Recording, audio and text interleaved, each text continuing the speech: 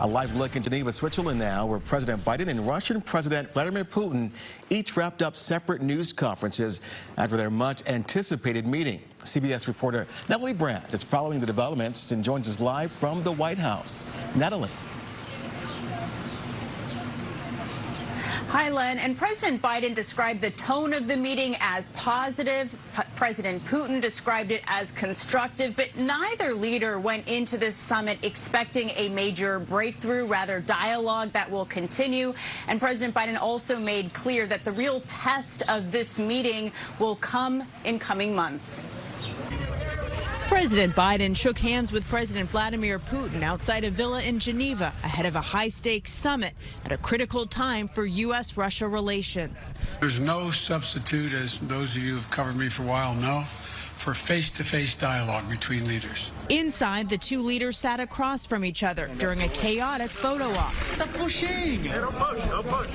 Among the topics on the table, nuclear arms control, Russian interference in U.S. elections, and cyber attacks.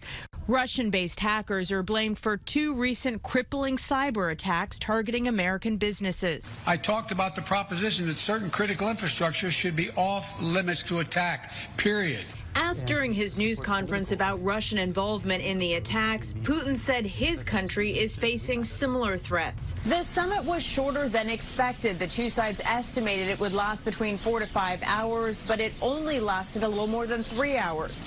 Ahead of the summit, President Biden had said he would make clear which Russian activities would be met with a strong response. If that message is conveyed clearly, experts tell me, then you would see slowly, not too fast, but slowly, the Russians start to change some of their behavior in small ways. Putin indicated during his news conference the meeting was productive and ambassadors from each country will be returning to their posts in the future.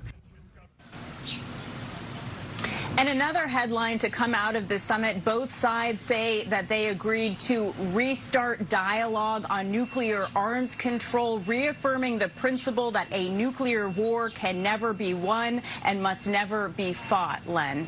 And going back to the cyber attacks, what did President Biden say would happen if critical infrastructure is targeted?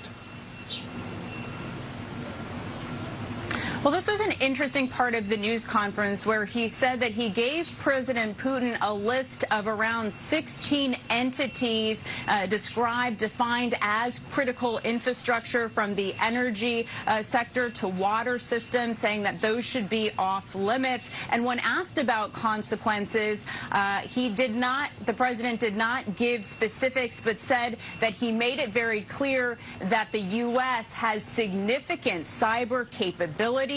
That's something that Putin is well aware of, and that if he violates basic norms, there would be consequences, indicating in the cyber realm.